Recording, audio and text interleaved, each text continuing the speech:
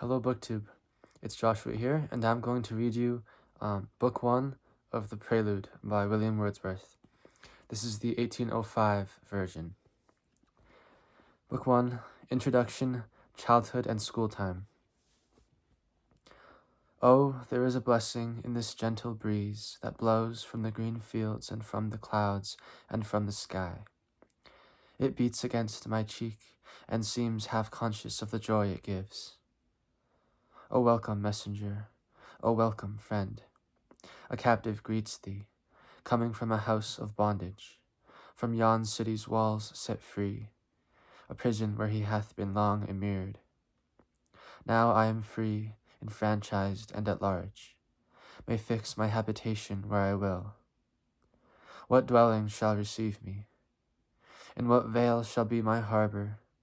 Underneath what grove shall I take up my home, and what sweet stream shall with its murmurs lull me to my rest? The earth is all before me.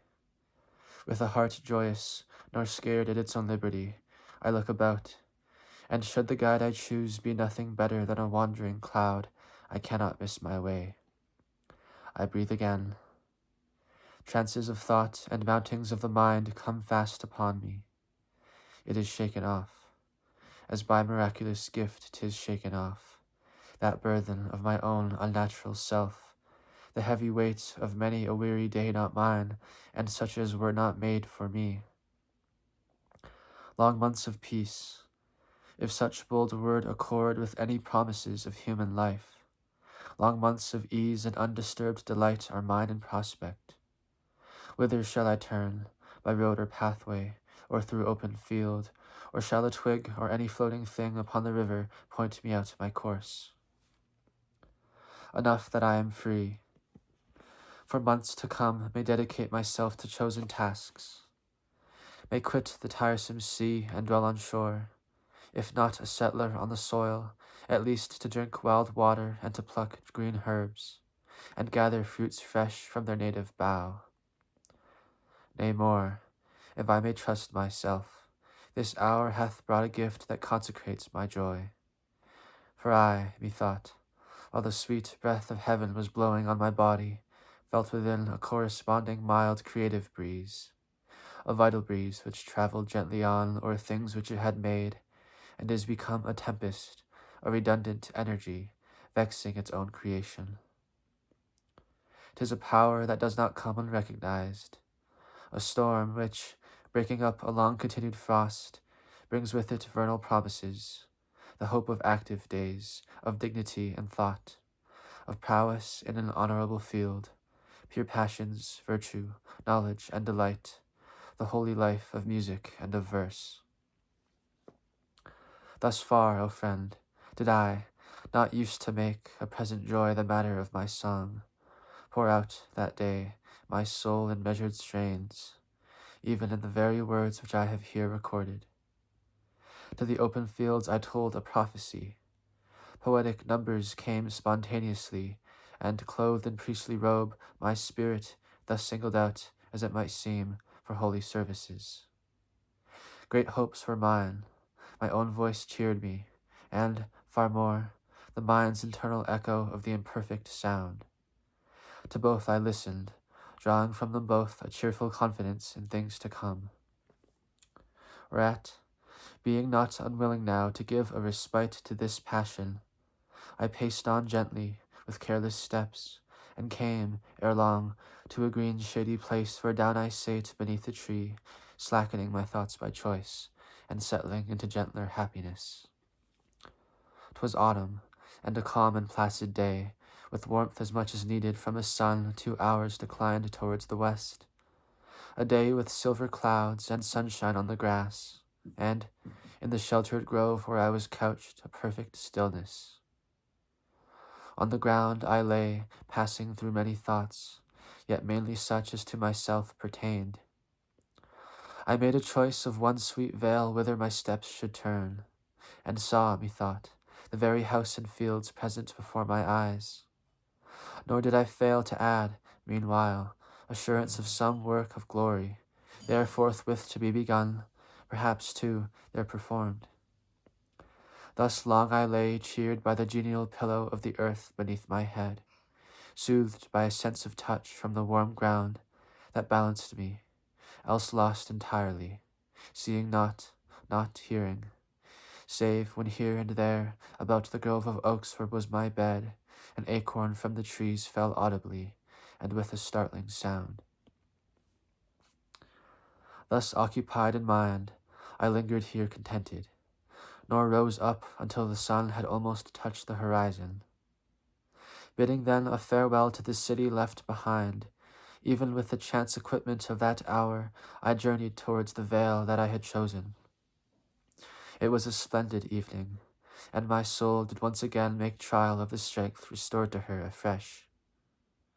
Nor did she want aeolian visitations, but the harp was soon defrauded, and the banded host of harmony dispersed in straggling sounds, and, lastly, utter silence.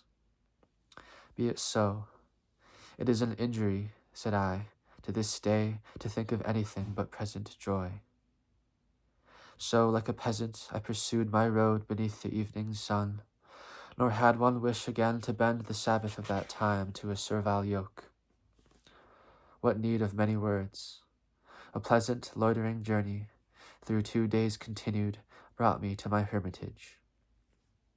I spare to speak, my friend, of what ensued, the admiration and the love, the life in common things, the endless store of things rare, or at least so seeming, every day found all about me in one neighborhood.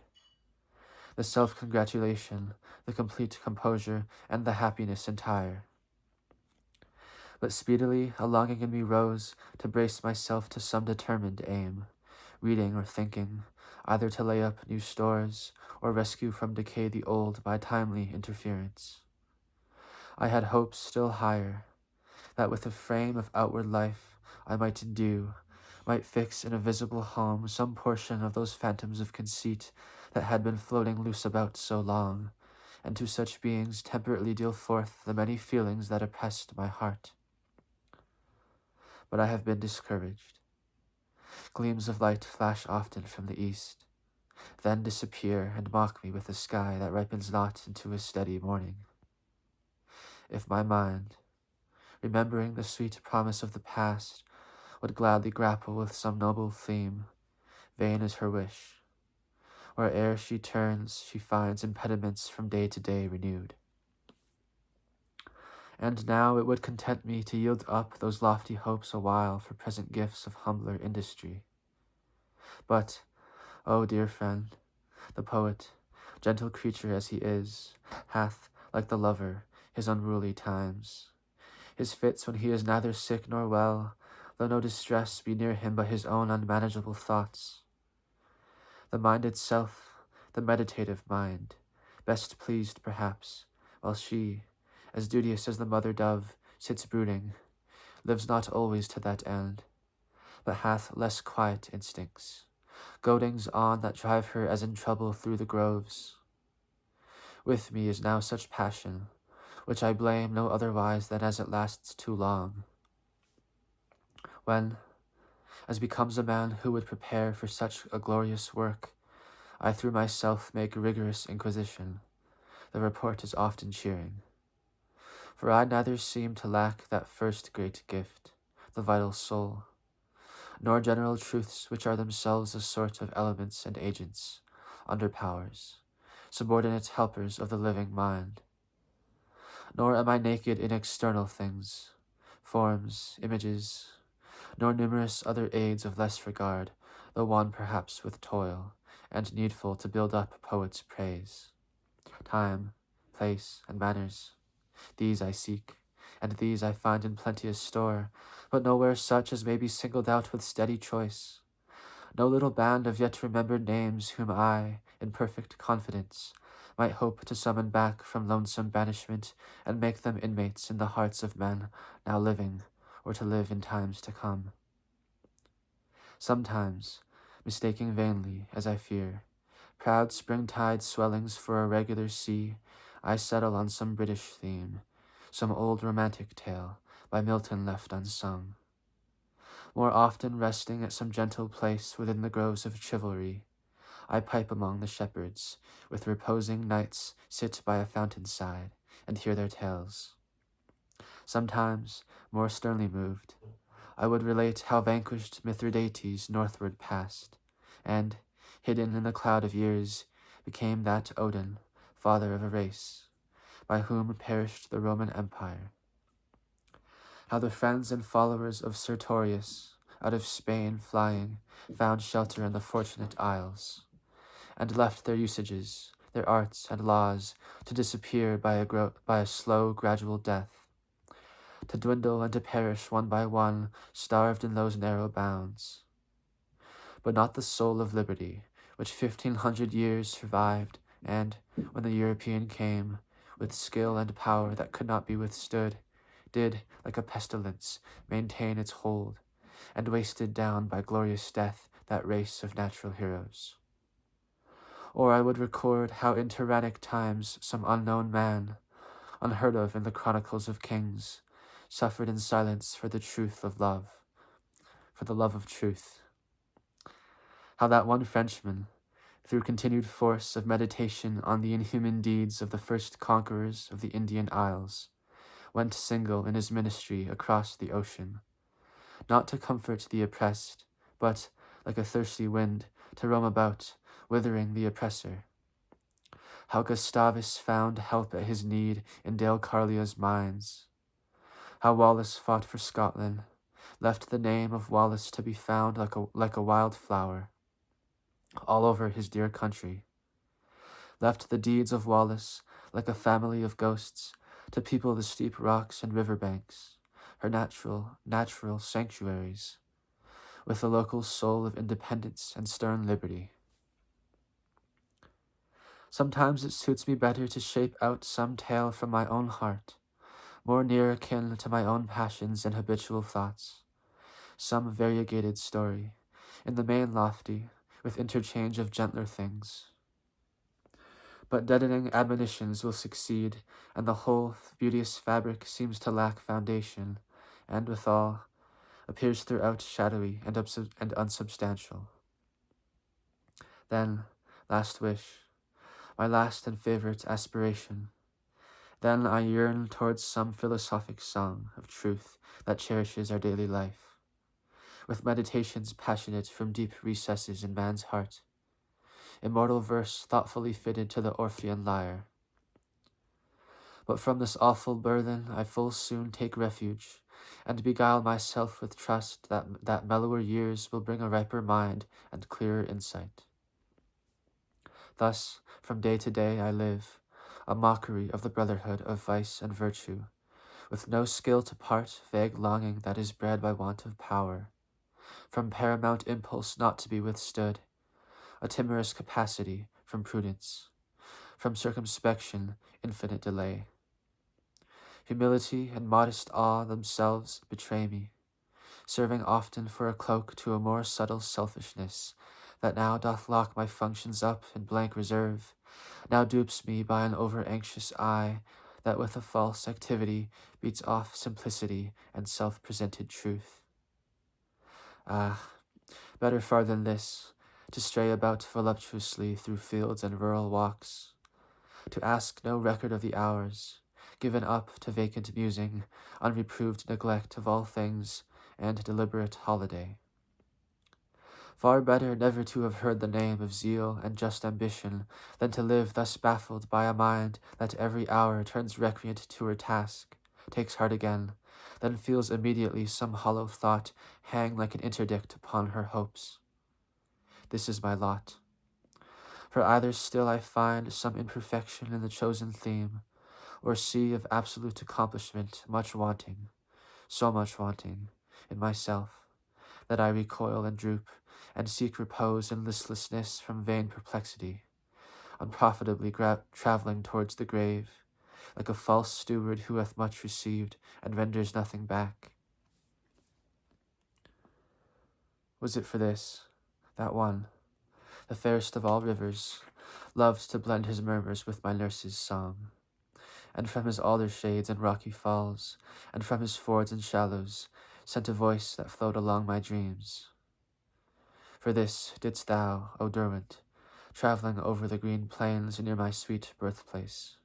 Didst thou, beauteous stream, make ceaseless music through the night and day, which, with its steady cadence, tempering our human waywardness, composed my thoughts to more than infant softness, giving me, among the fretful dwellings of mankind, a knowledge, a dim earnest, of the calm which nature breathes among the hills and groves. When, having left his mountains, to the towers of Cockermouth that beauteous river came, behind my father's house he passed, close by, along the margin of our terrace walk. He was a playmate whom we dearly loved. Oh, many a time have I, a 5 years' child, a naked boy, in one delightful rill, a little mill race severed from his stream, made one long bathing of a summer's day, basked in the sun, and plunged, and basked again, alternate all a summer's day, or coursed over the sandy fields, leaping through groves of yellow grunzel, or when crag and hill, the woods, and distant Skiddaw's lofty height, were bronzed with a deep radiance, stood alone beneath the sky, as if I had been born on Indian plains, and from my mother's hut had run abroad in wantonness, to sport, a naked savage, in the thunder shower. Fair seed-time had my soul, and I grew up fostered alike by beauty and by fear, much favoured in my birthplace, and no less in that beloved vale to which, ere long, I was transplanted. Well I call to mind, 'twas at an early age, ere I had seen 9 summers, when upon the mountain slope the frost and breath of frosty wind had snapped the last autumnal crocus. 'Twas my joy to wander half the night among the cliffs and the smooth hollows, where the woodcocks ran along the open turf. In thought and wish that time, my shoulder all with springes hung, I was a fell destroyer. On the heights, scudding away from snare to snare, I plied my anxious visitation, hurrying on, still hurrying, hurrying onward. Moon and stars were shining o'er my head. I was alone, and seemed to be a trouble to the peace that was among them. Sometimes it befell in these night wanderings that a strong desire o'erpowered my better reason, and the bird which was the captive of another's toils became my prey. And, when the deed was done, I heard among the solitary hills low breathings coming after me, and sounds of undistinguishable motion, steps almost as silent as the turf they trod. Nor less in springtime, when on southern banks the shining sun had from his knot of leaves decoyed the primrose flower, and when the vales and woods were warm, was I a plunderer then in the high places, on the lonesome peaks where'er, among the mountains and the winds, the mother bird has built her lodge. Though mean my object and inglorious, yet the end was not ignoble. Oh, when I have hung above the raven's nest, by knots of grass and half-inch fissures in the slippery rock but ill-sustained, and almost, as it seemed, suspended by the blast which blew amain, shouldering the naked crag, oh, at that time, while on the perilous ridge I hung alone, with what strange utterance did the loud dry wind blow through my ears? The sky seemed not a sky of earth, and with what motion moved the clouds? The mind of man is framed even like the breath and harmony of music. There is a dark, invisible workmanship that reconciles discordant elements and makes them move in one society.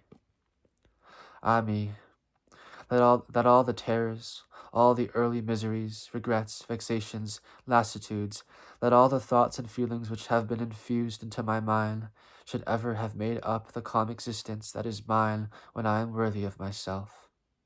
Praise to the end, thanks likewise for the means.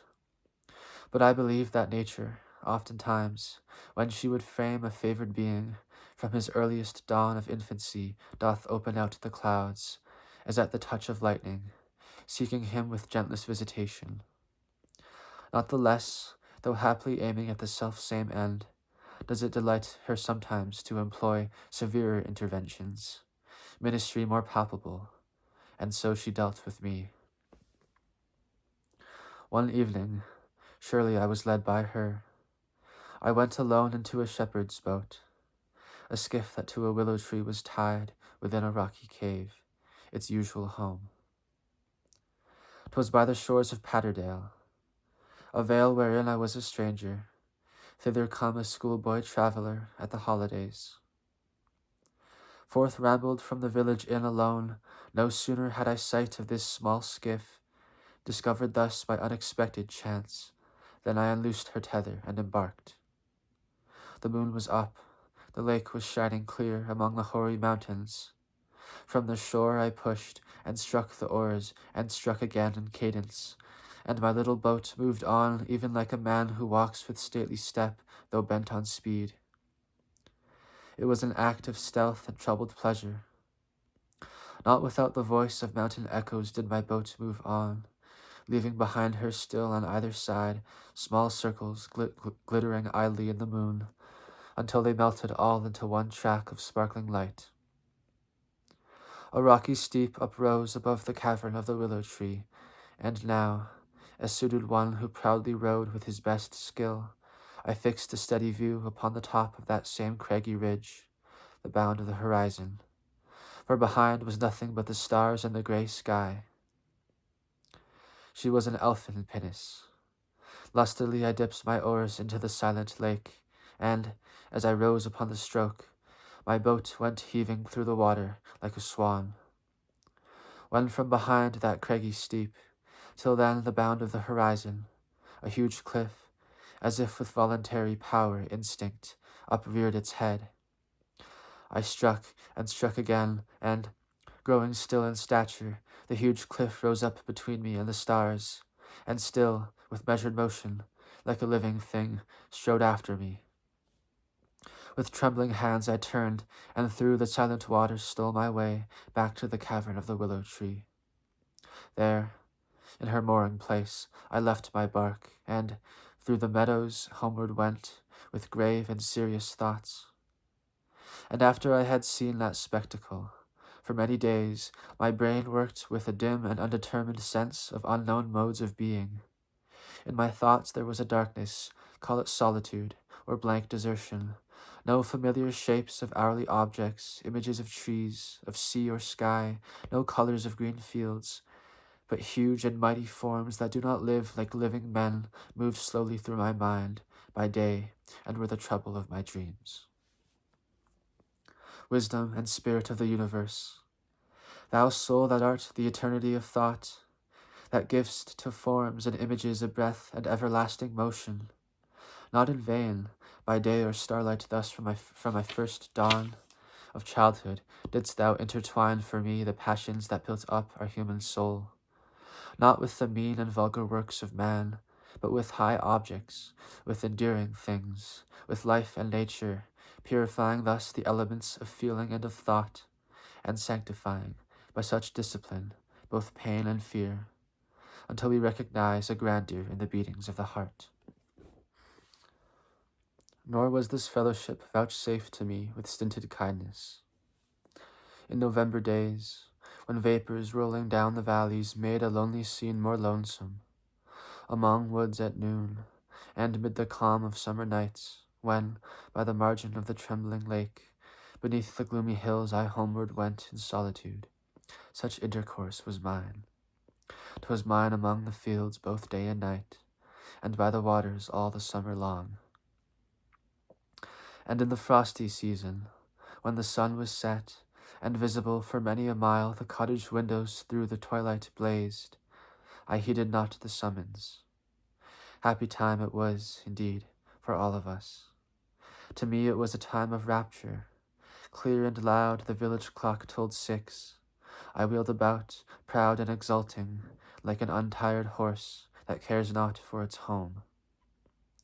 All shod with steel, we hissed along the polished ice in games confederate, imitative of the chase and woodland pleasures, the resounding horn, the pack loud bellowing, and the hunted hare. So through the darkness and the cold we flew, and not a voice was idle. With the din, meanwhile, the precipices rang aloud, the leafless trees and every icy crag tinkled like iron, while the distant hills into the tumult sent an alien sound of melancholy, not unnoticed, while the stars, eastward, were sparkling clear, and in the west the orange sky of evening died away. Not seldom from the uproar I retired into a silent bay, or sportively glanced sideway, leaving the tumultuous throng, to cut across the image of a star that gleamed upon the ice. And, oftentimes, when we had given our bodies to the wind, and all the shadowy banks on either side came sweeping through the darkness, spinning still the rapid line of motion, then at once have I, reclining back upon my heels, stopped short, yet still the solitary cliffs wheeled by me, even as if the earth had rolled with visible motion her diurnal round. Behind me did they stretch in solemn train, feebler and feebler, and I stood and watched till all was tranquil as a dreamless sleep. Ye presences of nature, in the sky or on the earth, ye visions of the hills, and souls of lonely places, can I think a vulgar hope is yours when ye employed such ministry, when ye through many a year haunting me thus among my boyish sports, on caves and trees, upon the woods and hills, impressed upon all forms the characters of danger or desire, and thus did make the surface of the universal earth with triumph and delight and hope and fear work like a sea. Not uselessly employed, I might pursue this theme through every change of exercise and play, to which the year did summon us in its delightful round. We were a noisy crew. The sun in heaven beheld not vales more beautiful than ours, nor saw a race in happiness and joy more worthy of the fields where they were sown. I would record with no reluctant voice the woods of autumn and their hazel bowers with milk-white clusters hung, the rod and line, true symbol of the foolishness of hope, which with its strong enchantment led us on by rocks and pools, shut out from every star all the green summer, to forlorn cascades among the windings of the mountain brooks, unfading recollections. At this hour the heart is almost mine with which I felt from some hilltop, on sunny afternoons, the kite high up among the fleecy clouds pull at its rein, like an impatient courser, or, from the meadows sent on gusty days, beheld her breast the wind, then suddenly dashed headlong and rejected by the storm. Ye lowly cottages in which we dwelt, a ministration of your own was yours, a sanctity, a safeguard, and a love. Can I forget you, being as ye were, so beautiful among the pleasant fields in which ye stood? Or can I here forget the plain and seemly countenance with which ye dealt out your plain comforts? Yet had ye delights and exultations of your own. Eager and never weary, we pursued our home amusements by the warm peat fire at evening, when with pencil and with slate, in square divisions parcelled out, and all with crosses and with ciphers scribbled o'er, we schemed and puzzled, head opposed to head, in strife too humble to be named in verse. Or round the naked table, snow-white deal, cherry or maple, sate in close array, and to the combat, lure whist, led on a thick-ribbed army, not as in the world, neglected and ungratefully thrown by, even for the very service they had wrought, but husbanded through many a long campaign. Uncouth assemblage was it, where no few had changed their functions, some plebeian cards, which fate beyond the promise of their birth had glorified, and called to represent the persons of departed potentates. Oh, with what echoes on the board they fell! Ironic diamonds, clubs, hearts, diamonds, spades, a congregation piteously akin. Cheap matter did they give to boyish wit, those sooty knaves, precipitated down with scoffs and taunts like Vulcan out of heaven. The paramount ace, a moon in her eclipse, queens gleaming through their splendor's last decay, and monarchs, surly at the rungs sustained by royal visages. Meanwhile, abroad the heavy rain was falling, or the frost raged bitterly, with keen and silent tooth, and, interrupting oft the impassioned game, from Esthwaite's neighbouring lake the splitting ice, while it sank down towards the water, sent, among the meadows and the hills, its long and dismal yellings, like the noise of wolves when they are howling round the Bothnic main. Nor, sedulous as I have been to trace how nature, by extrinsic passion, first peopled my mind with beauteous forms or grand, and made me love them, may I well forget how other pleasures have been mine, and joys of subtler origin. How I have felt, not seldom, even in that tempestuous time, those hallows and pure motions of the sense, which seem, in their simplicity, to own an intellectual charm, that calm delight which, if I err not, surely must belong to those first-born affinities that fit our new existence to existing things, and, in our dawn of being, constitute the bond of union betwixt life and joy.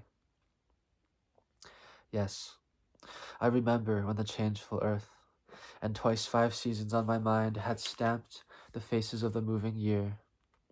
Even then, a child, I held unconscious intercourse with the eternal beauty, drinking in a pure organic pleasure from the lines of curling mist, or from the level plain of waters colored by the steady clouds. The sands of Westmoreland, the creeks and bays of Cumbria's rocky limits, they can tell how when the sea threw off his evening shade, and to the shepherds' huts beneath the crags did send sweet notice of the rising moon, how I have stood, to fancies such as these, engrafted in the tenderness of thought, a stranger, linking with the spectacle no conscious memory of a kindred sight, and bringing with me no peculiar sense of quietness or peace. Yet I have stood, even while mine eye has moved o'er 3 long leagues of shining water, gathering, as it seemed, through every hairbreadth of that field of light, new pleasure, like a bee among the flowers. Thus, often in those fits of vulgar joy which, through all seasons, on a child's pursuits are prompt attendants, mid that giddy bliss which, like a tempest, works along the blood and is forgotten, even then I felt gleams like the flashing of a shield. The earth and common face of nature spake to me rememberable things. Sometimes, 'tis true, by chance collisions and quaint accidents, like those ill-sorted unions, works supposed of evil-minded fairies, yet not vain, nor profitless, if haply they impressed collateral objects and appearances, albeit lifeless then, and doomed to sleep until maturer seasons called them forth to impregnate and to elevate the mind. And if the vulgar joy by its own weight wearied itself out of the memory, the scenes which were a witness of that joy remained, in their substantial lineaments depicted on the brain, and to the eye were visible, a daily sight. And thus, by the impressive discipline of fear, by pleasure and repeated happiness, so frequently repeated, and by force of obscure feelings representative of joys that were forgotten, these same scenes, so beauteous and majestic in themselves, though yet the day was distant, did at length become habitually dear, and all their hues and forms were by invisible links allied to the affections. I began my story early, feeling, as I fear, the weakness of a human love for days disowned by memory, ere the birth of spring planting my snowdrops among winter snows. Nor will it seem to thee, my friend, so prompt in sympathy, that I have lengthened out with fond and feeble tongue a tedious tale. Meanwhile, my hope has been that I might fetch invigorating thoughts from former years, might fix the wavering balance of my mind, and haply meet reproaches too, whose power may spur me on, in manhood now mature, to honorable toil. Yet should these hopes be vain, and thus should neither I be taught to understand myself, nor thou to know with better knowledge how the heart was framed of him thou lovest, need I dread from thee harsh judgments, if I am so loath to quit those recollected hours that have the charm of visionary things, and lovely forms and sweet sensations, that throw back our life and almost make our infancy itself a visible scene on which the sun is shining.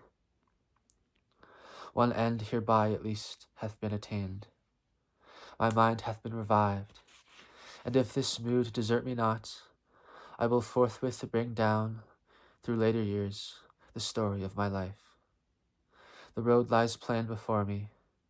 'Tis a theme single and of determined bounds, and hence I choose it rather at this time than work of ampler or more varied argument, where I might be discomfited and lost, and certain hopes are with me, that to thee this labour will be welcome, honoured friend.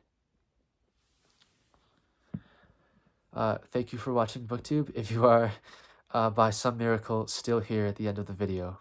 Goodbye.